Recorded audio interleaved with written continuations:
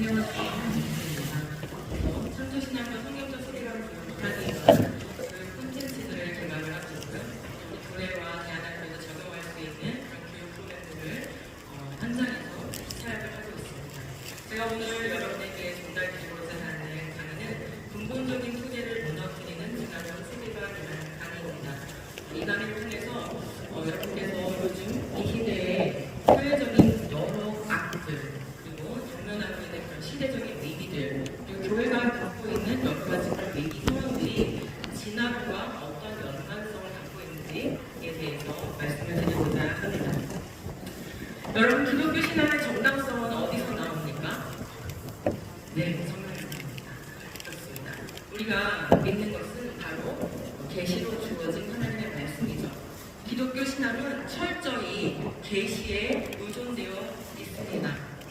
하나님께서는 우리에게 선지자들을 통하여서 말씀하셨고, 그리고 신약 시대에는 성육신하신 예수 그리스도를 통해서 말씀하셨습니다.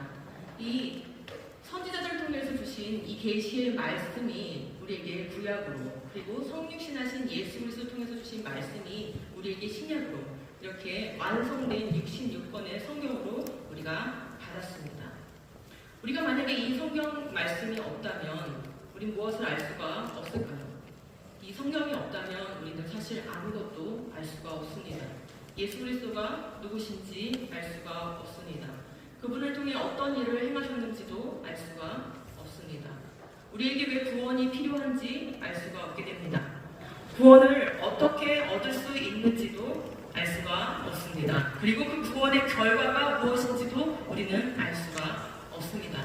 이와 같이 하나님의 말씀이 없다면 우리는 많은 것들을 알 수가 없는데, 이런 말씀을 드리면 그래, 그러니까 성경은 구원에 관한 지식이 들어있는 거야, 또는 그러니까 성경 중에서 구원에 관련된 내용만 하나님의 영감으로 되어 있는 거야 라고 황당한 주장을 하는 사람들이 있습니다. 약간의 그 뉘앙스의 차이가 있는데 오늘 것들이 좀 잘 분별되셨으면 좋겠습니다.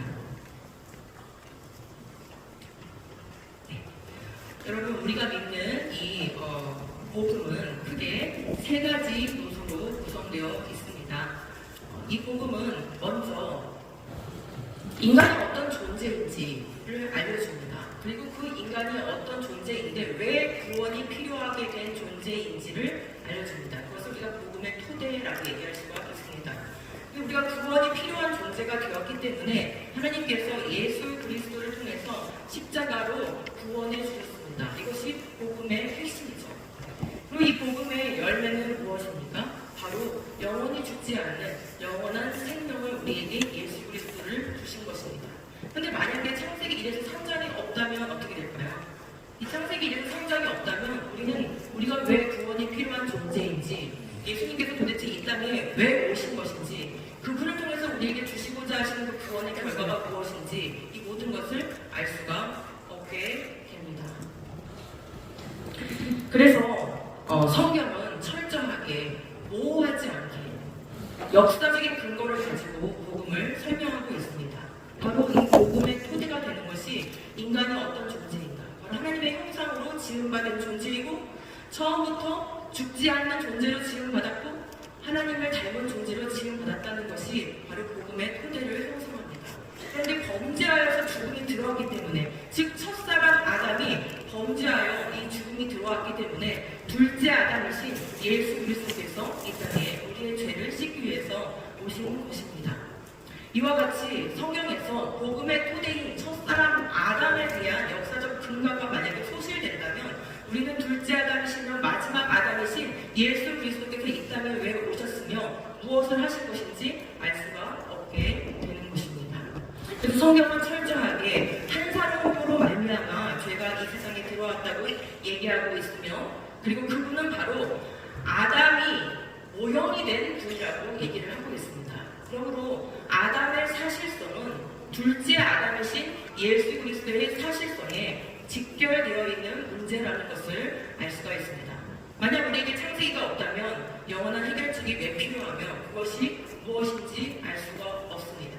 인간이 원래부터 출발점의 그 존재가 어떤 존재 존재인지 알 수 없다면 우리를 회복해 주신다고 했을 때 그 회복이 무엇인지 알 수가 없게 되는 것입니다.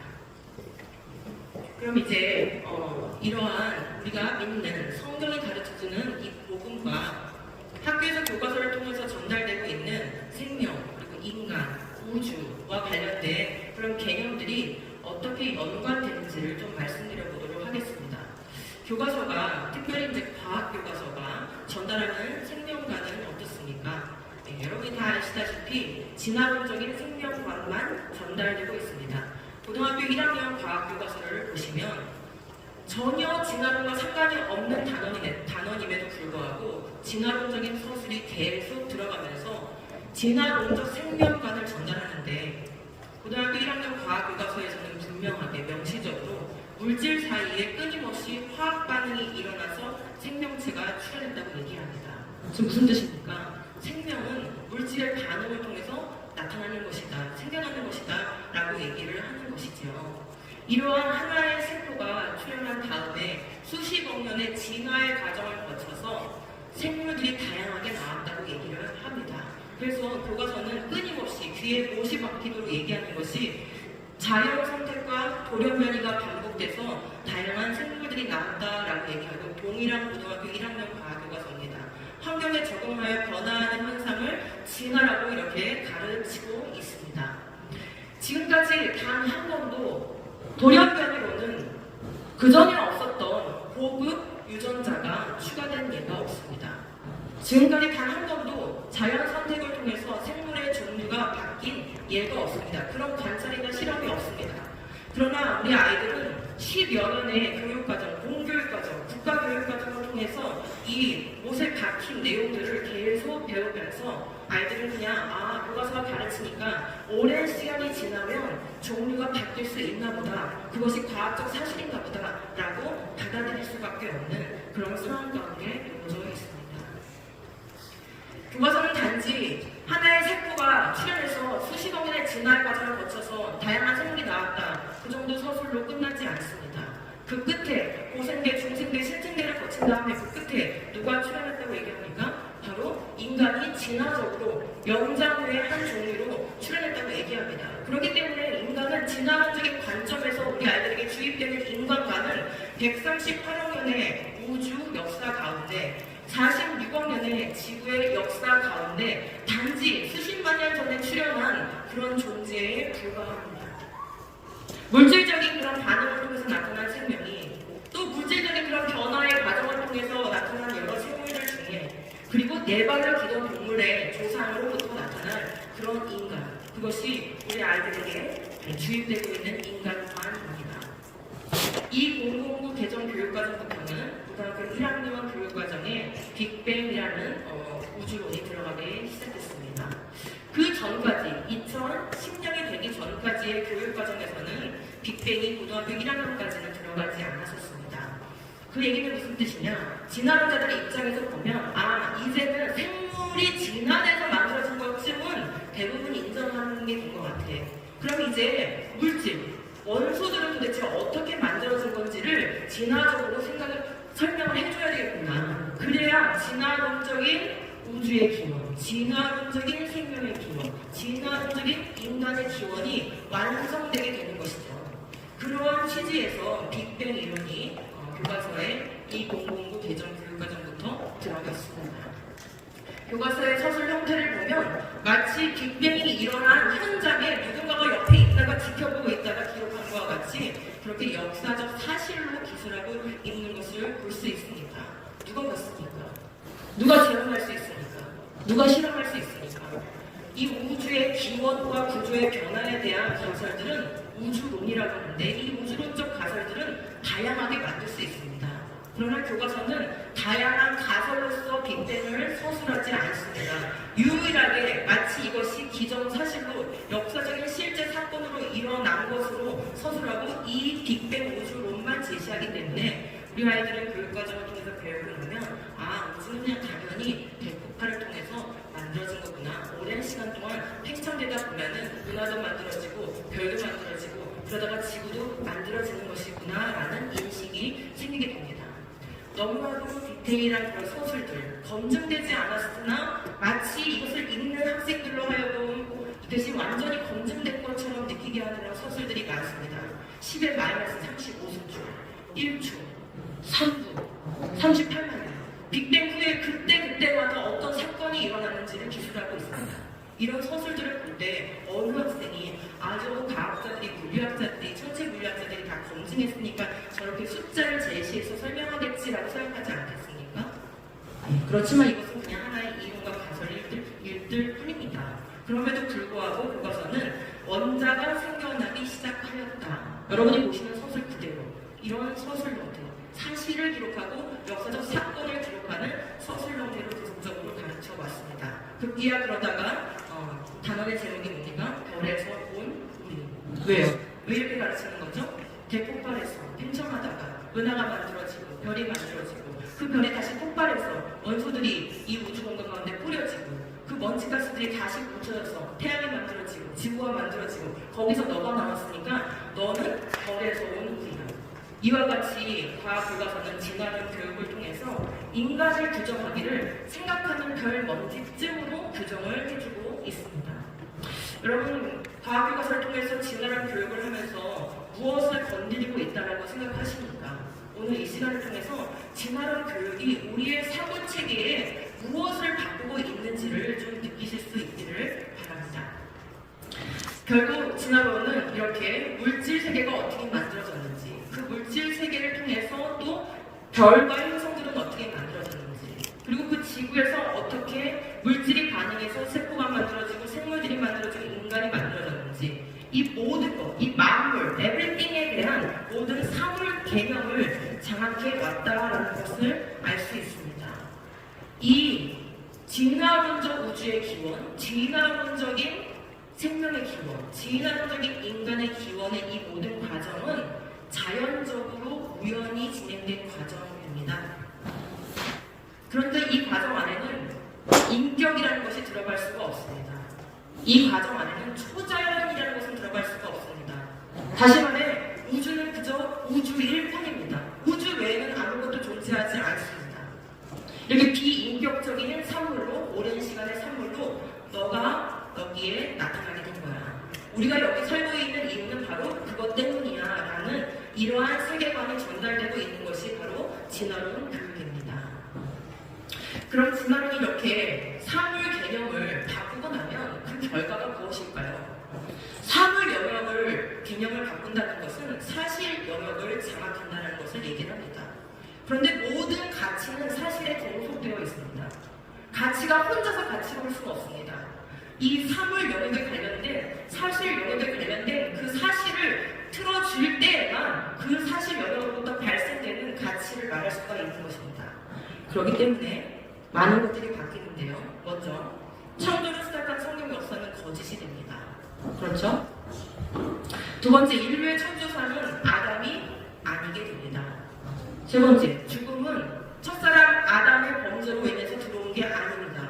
왜 그렇습니까? 고생대, 중생대, 신생대 수십억 년 동안 이미 죽음과 멸종이 반복되다가 인간이 나오게 됩니다. 그러므로 인간이 죄를 졌느냐 말하느냐 상관없이 이미 이 지구에는 죽음의 역사가 오랫동안 있었기 때문에 이런 사실을 받아들일 수가 없게 됩니다. 인류 역사는 누군가가 계획하고 의도해서 만들어진 것 아닙니다. 창조주가 이 우주를 만들기 전에 어떤 의도와 계획을 가지고 있었던 게 아니게 됩니다.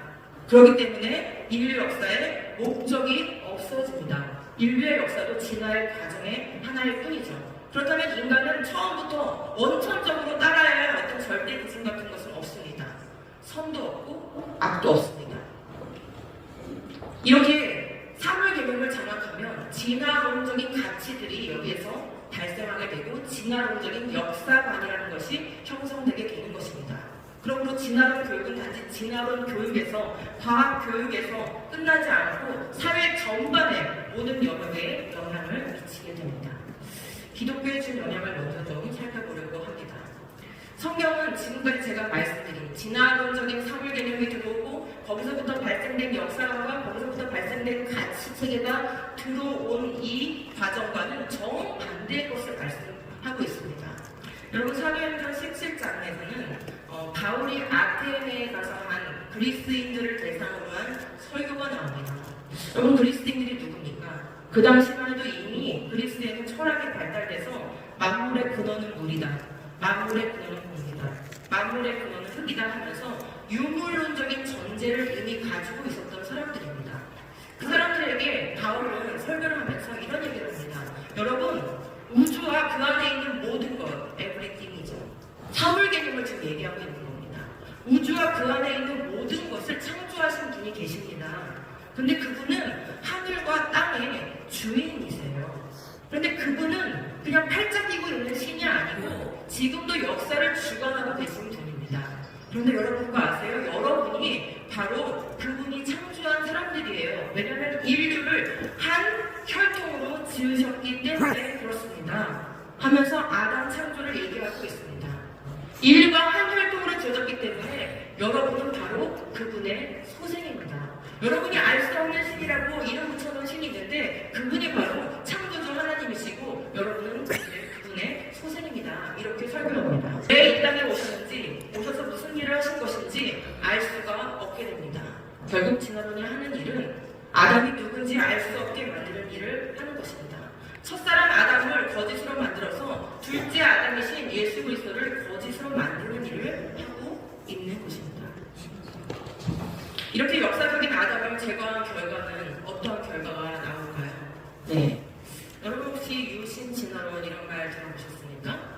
네, 하나님을 믿는다, 하나님이 계시다라는 걸 믿는 게 유신이라는 개념이라면 진화는 지금까지 제가 말씀드린 것처럼 자연 과정을 통해서 우연히 물질의 변화 생성을 통해서 이 모든 우주 만물이 되었다는 개념입니다.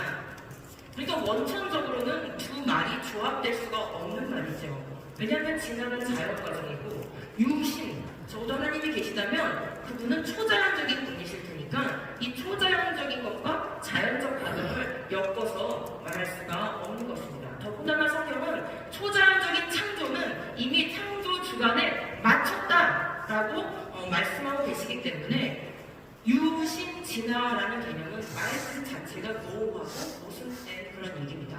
그러나 요즘 우후죽순처럼 유신 진화라는 것을, 진화 창조라는 것을 주장하는 사람들이 여기저기 나타나서 사람들을 이용을 하고 있습니다.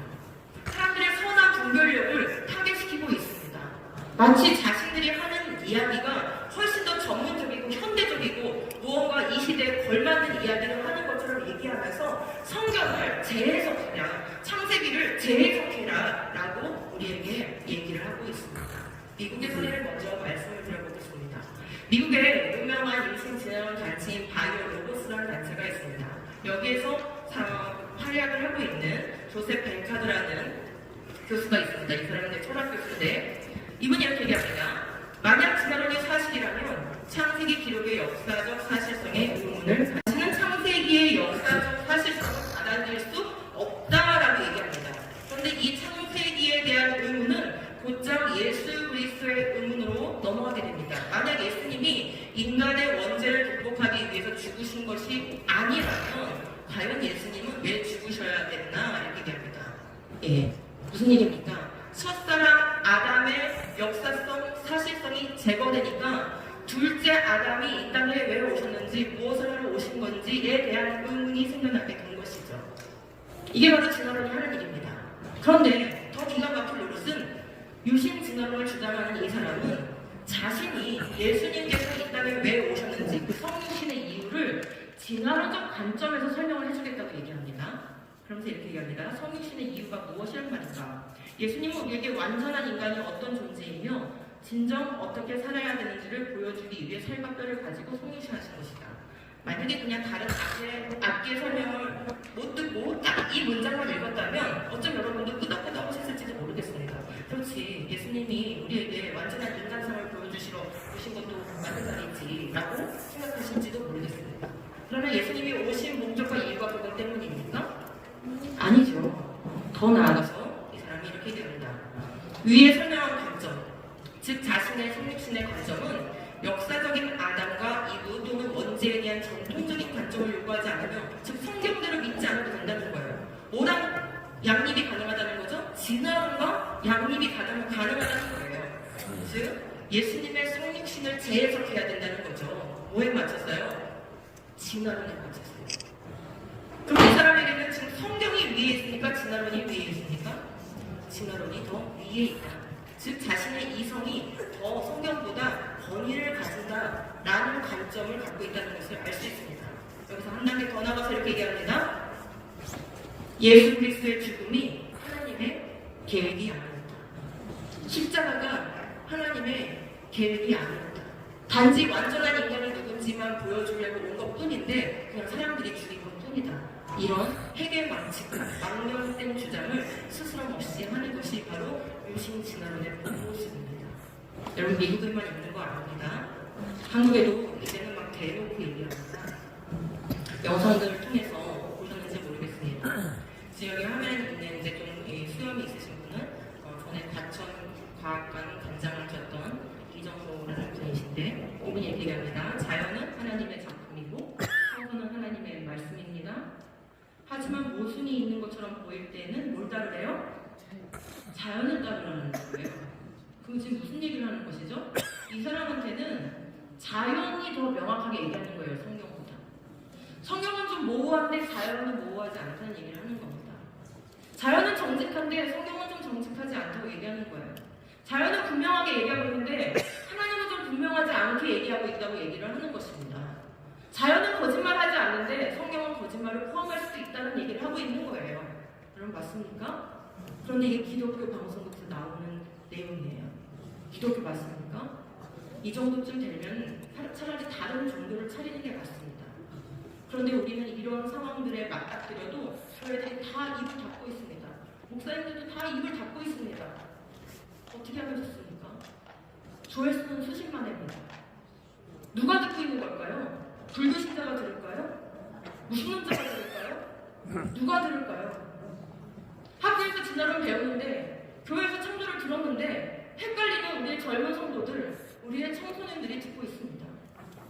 내가 좀 지성적이다 하는 그런 성도들이 이런 강의를 듣고 있습니다. 이대로 방치하면 어떤 일이 벌어지겠습니까?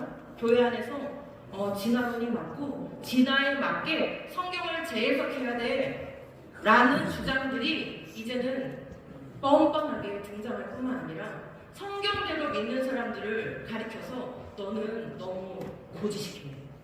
생각을 좀 유연하게 해. 그리고 예수님은 살아계시니까 후용해야 돼. 이런 얘기를 하면서 성경대로 믿는 사람들을 오히려 조롱하고 모욕하고 억압하는 그런 분위기로 바뀔 것입니다. 하나 더 볼까요? 유신진화론자들이 유튜브에 올려둔 영상입니다. 수년 동안 올려져 있었기 때문에 이미 많은 조회수를 기록하고 있는데 오른쪽 맨 끝에 보시면 하나님이 창조하셨는데 어떻게 창조했다고 지금 얘기하고 있습니까? 진화적으로 창조했다고 얘기하고 있습니다. 수십억 년에 걸쳐서 진화의 과정을 거쳐서 하나님이 창조를 하셨다는 거예요. 그러면서 이렇게 얘기하죠. 이 사람들은 진화를 믿기 때문에 성경보다 더 진화를 믿기 때문에 우주가 이렇게 넓은데 지구 같은 행성이 다른 우주군과 어디로 행성이 많은데 꼭 지구에만 진화가 일어날 리가 있어?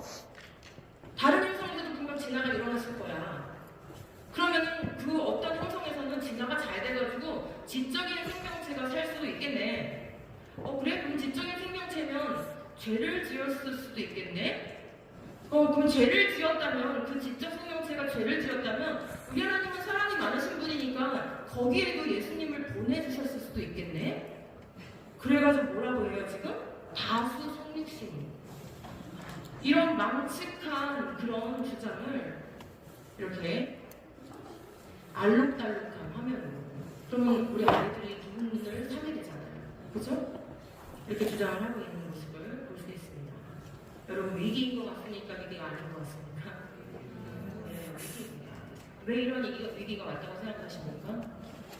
학교가 잘못일까요? 교육부가 잘못일까요? 네, 그것도 맞습니다. 그래서 저는 그것보다는 교회가 잘못이라고 생각합니다. 교회가 창조를 올바르게 가르쳤다면, 교회가 창조를 제대로 가르쳤다면 그 교육을 받은 사람들이 과학자가 됐을 거고 그 교육을 받은 사람들이 목사님이 됐을 거고 그 교육을 받은 사람들이 교육부 직원이 됐을 겁니다. 그런데 우리는 그냥 학교만 보내보면 다 된다고 생각했어요. 물론 그래야만 하는 시절을 지나왔습니다. 그러나 이제는 좀 아닙니다.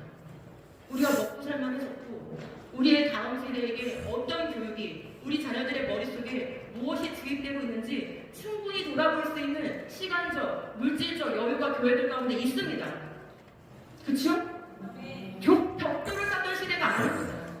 이제는 교회가 무엇을 지켜야 교회다워질 수 있는지에 대해서 우리의 시간과 우리의 눈물과 우리의 물질과 이 모든 것을 투자해야 할 때입니다. 더군다나 성경 히브리서에서는 이렇게 강조해서 말하고 있습니다. 만약에 유신 진화론자들의 주장이 맞다면 정말 이 우주의 많은 행성들 가운데 이렇게 진화가 되어서 다른 행성에도 막 생물이 살고 있고 외계인이 살고 있고 막 그래서 예수님을 막 보내야겠다면 말도 안 되는 소리지만 근데 히브리서는 이미 이런 시대가 올 줄 알고 이미 너무나 명확하게 명시적으로 말씀해 놓고 있습니다. 그리스도께서 그 몸을 여러 번 바치셔야 하였다면 그는 창세 이래로 여러 번 고난을 받아야 하셨을 것입니다.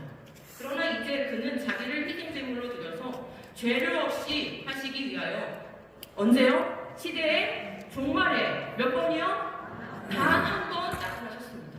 맞습니다. 우리 예수님은 단 한 번, once for all이라고 하죠. 단 한 번, 이 한 번의 희생 제물이 되셔서 모든 죄를 사하셨고 이 사건은 우주적인 사건이고 이례적인 사건입니다. 그래서 예수님께서 다시 오실 때는 그 날은 바로 뭡니까? 우주적인 종말의 날입니다. 그럼 유신 진화론들이 주장하는 것을 따르자면은 그 다른 행성들, 예수님이 가셨던 다른 행성들에도 예수님이 다시 재림하셔야 될 텐데 그럼 그때마다 우주적 종말이 뭡니까? 말이 안 되는 논리라는 것을 알 수 있습니다. 즉, 유신 진화론 같은 것을 주장하는 사람들은 사실은 진화론도 제대로 모릅니다. 진화론을 제대로 연구하면 진화가 될 수 없다는 것을 알 수밖에 없습니다. 그리고 성경도 제대로 모릅니다. 예수님이 왜 오셨는지, 무슨 일을 하셨는지, 우리에게 주신 산소망이 무엇인지 성경적으로 정돈이 안 되어 있기 때문에 그런 엉터리 주장을 한다고 보여집니다. 이들이 하는 일이 무엇입니까? 진화론이 지금까지 150년 동안, 200년 동안 해온 일이 무엇입니까? 결국 역사적인 아담을 제거해서 성경님을 불신하게 만들어서 창세기의 사실성, 역사적인 흠이가게 만들어서 결국은 하나님의 아들을 짓밟고 예수 그리스도에서 우리를 위해서 하신 그 영원한 속죄 제물 대신 그 놀라운 구원의 역사를 희화화하고 조롱하고 있는 것이 진화론이 하고 있는 일입니다.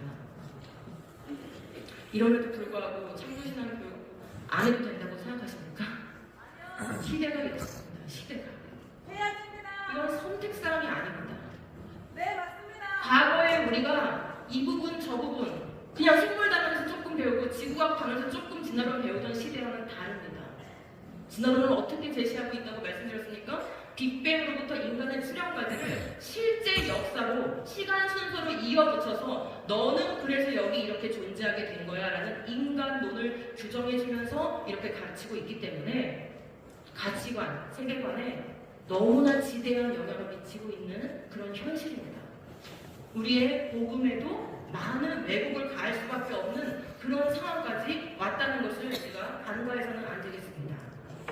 여러분, 그러면 진화론은 기독교에만 치명적인 영향을 미쳤을까요? 아닙니다. 진화론은 가짜 시작이고 가짜 역사이기 때문에 인간을 가장 인간답지 못하게 만드는 일에 앞장서 왔습니다. 여러분, 지금 여기 노란 글씨가 있고 파란 글씨가 있는데요. 파란 글씨 부분은 비그리스도인들에게도 다 적용되는 문제입니다. 그럼 진화론적인 역사관, 진화론적인 인간관, 진화론적인 사회관, 진화론적인 심리학 이런 것들이 들어왔을 때 어떤 일이 벌어졌는지 잠시 보여드리도록 하겠습니다. 여러분 아시는 것처럼 공산주의는 진화론과 한 뿌리를 갖습니다. 마르크스는 다윈을 숭배했고 진화론을 굉장히 신뢰했죠. 신봉했던 사람입니다. 마르크스의 장례식에 엥겔스가 했던 그 추모사가 유명한데 그 추모사에 이런 말이 나옵니다. 다윈이 생물의 진화 법칙을 발견했듯이 마르크스는 인류 역사의 진화 법칙을 발견했다. 진화론은 공산주의가 뭐래요? 한 뿌리다 라고 얘기하고 있습니다. 둘 다 유물론적인 그런 세계관, 기원관을 가지고 있습니다. 물질의 변화 생성으로 이 보이는 모든 것들이 그리고 인간이 존재한다라고 얘기합니다. 거기서 더 나아가서 인류의 역사도 진화하고 있다라는 것이 마르크스의 역사관이죠. 그 역사관을 실현하기 위해서, 이 진화론적 역사관을 실현하기 위해서 적자생존의 법칙을 인간 사회에 적용하기 원했던 겁니다. 그럼 적자생존이니까 뭐가 있습니까? 제거되어야 할 대상이 존재하죠. 그럼 마르크스에게 제거되어야 할 존재는 뭡니까? 바로 가진 자입니다. 가진 자. 가진 자를 제거해야 할 대상으로 세워놓고 그것들을 제거하는 것을 혁명이라고 불렀던 것입니다. 그렇게 해서 20세기는 1억 명이나 되는, 더 될 수도 있습니다. 1억 명이나 되는 그런 아까운 생명들이 공산주의 때문에 제거되었습니다.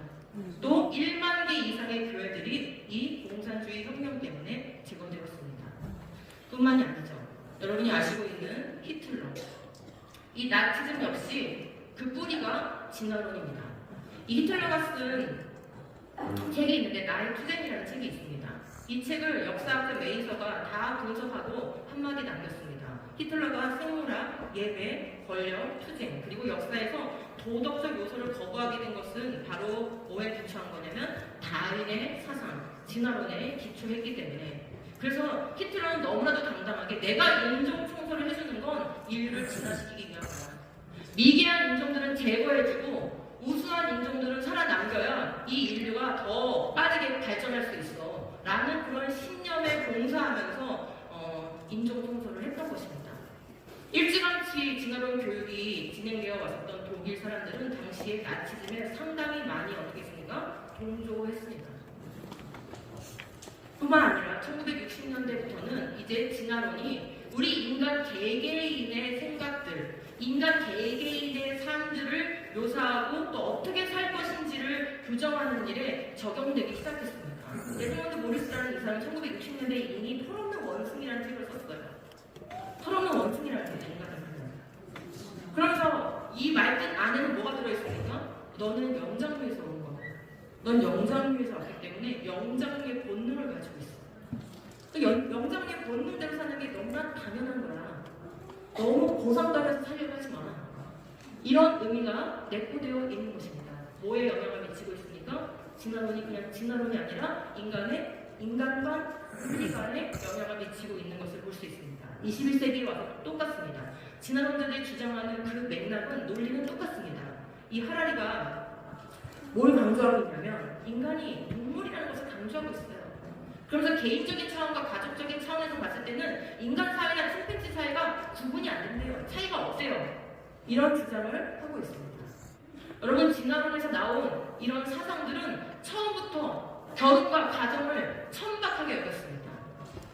이들에게는 결혼이 신성한 것도 아니고 거룩한 것도 아니고 하나님의 뜻을 이루어내는 그런 것도 아닙니다. 또 남자와 여자에게 주신 성도 거룩한 것도 아니고 어떤 영적 의미도 없습니다. 그냥 단지 육체적인 쾌락의 수단일 뿐이죠.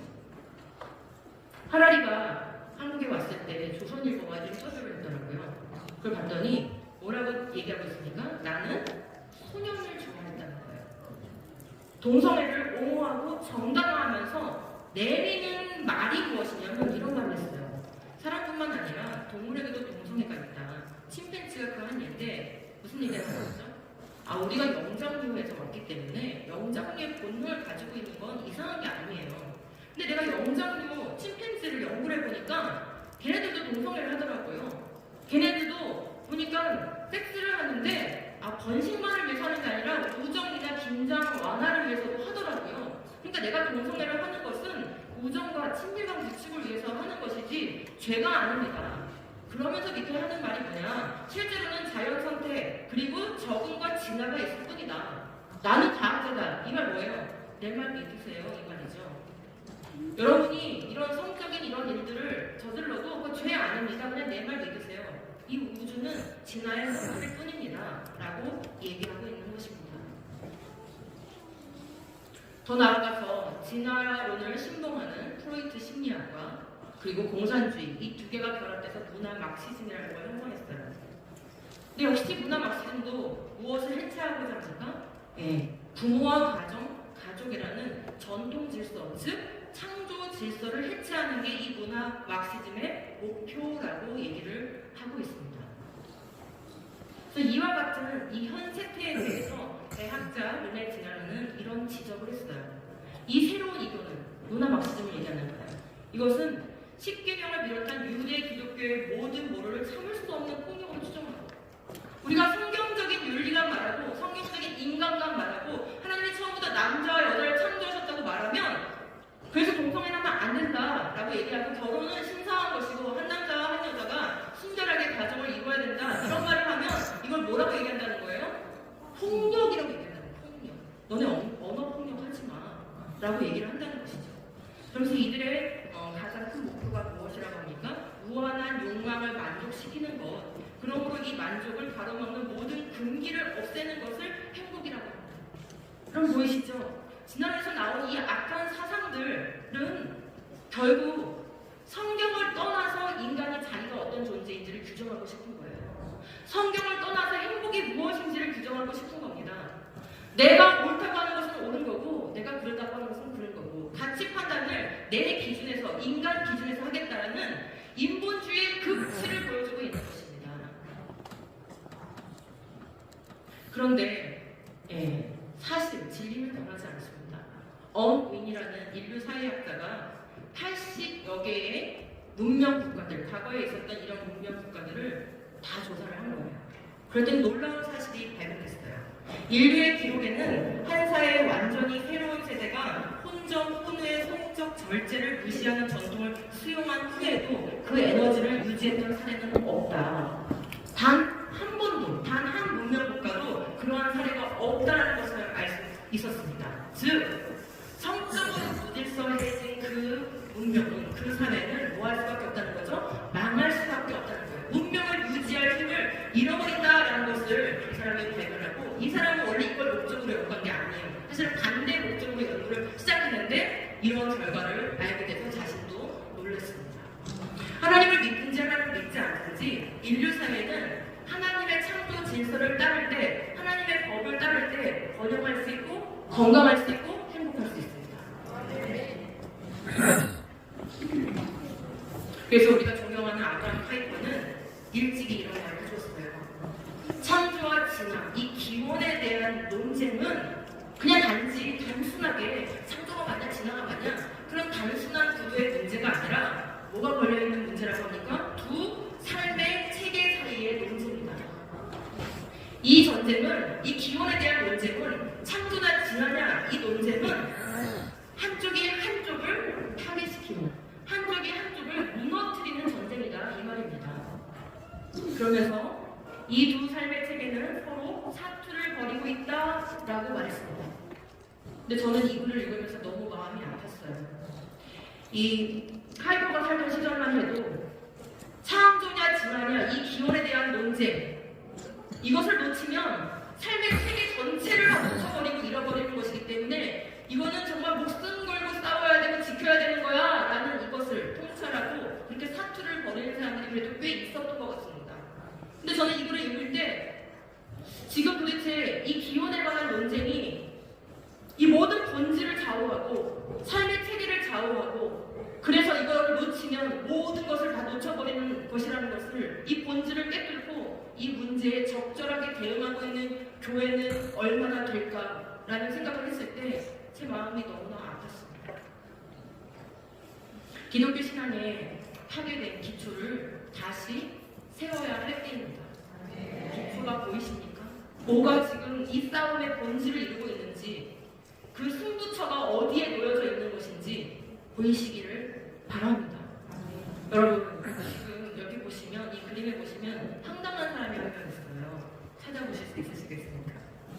네. 지금 자기의 기초를 허무는 사람 보이십니까? 폭탄을 쏘는데 자기가 서 있는 그 기반에다가 지금 폭탄을 쏘고 있는 사람이 있습니다. 여러분, 지난 200여 년 동안 인본주의 진영은 매우 전략적이고 지혜로운 싸움을 싸워왔는지도 모르겠습니다. 그들은 끊임없이 성경의 신실성을 공격해왔습니다. 그들은 창세기는 믿을 수 없는 문서라고 공격해왔습니다. 창조는 거짓이고 진화가 사실이라고, 진화는 과학이 밝혀낸 것이라고 이렇게 공격해왔습니다. 그리고 그 결과 어떻게 됐습니까? 네, 실제로 창조는 과학이고, 아니, 진화는 과학이고 창조는 신앙이라는 이런 프레임에 뒤집어 씌워져 있습니다. 우리가 공적인 자리에 가서 창조가 맞다는 말 여러분 하십니까? 잘 못하시죠? 우리 아이들은 더더욱 그렇습니다. 여러분 국회 청문회에서 어떤 일이 있었습니까? 창조 맞다고 주장하는 분이 나오니까 어떻게 그런 생각 수준으로 국가의 중요한 일을 맞출 수 있냐 이렇게 하면서 그분을 폄훼하는 장면을 보셨을 것입니다. 지금 이런 시대가 되어 있어요. 어디가 지금 전략적으로 잘 싸워왔습니까? 인본주의 진영은 지난 200년 동안 너무 잘 싸워온 거예요. 우리의 기반을 막 허물어버린 거예요. 기독교의 기반인 이 하나님의 말씀의 신실성과 창세기를 막 허물어온 거예요. 기초가 더 허물어졌습니다. 근데 거기다 대고 이제는 자기 진영 안에서, 교회 안에서, 기독교 안에서 자기의 기반을 막 허무는 사람이 나타나서 유신 진화를 주장하는 사람들이 있는 거예요. 이 진화론 진영은 나쁜 열매들을 많이 맺었습니다. 예수님은 열매를 보고 그 나무를 알아보라고 말씀하셨어요. 그 차입니다. 지금까지는 이게 중요한지 몰랐어요. 진화론에 밀려서 그렇습니다.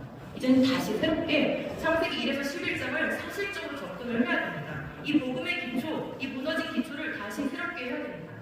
그래서 여러분께 제가 지금은 소상히 설명드릴 수 없지만 부스에 가시면 리플릿이 있어요. 이 창조신앙 교육을 제대로 하기 위해서 초등부 프로그램, 중고등부 프로그램, 성장형 프로그램을 다 만들어 왔습니다. 적용만 하면 됩니다. 교회가 같이만 하면은 우리가 이길 수가 있습니다. 이기는 싸움을 하는 교회들이 되었으면 좋겠습니다. 모든 교회가 기초 재건에 한 줄을 걸어야 됩니다. 한쪽에서 막 짓고 있는데 한쪽에서 허물고 있으면 그것은 도저히 이길 수가 없는 게임입니다. 우리가 모두가 같이 이 기초를 세우고 성벽을 재건하는 일에 함께 해야 합니다. 우리 같이 말씀 듣겠습니다. 시작.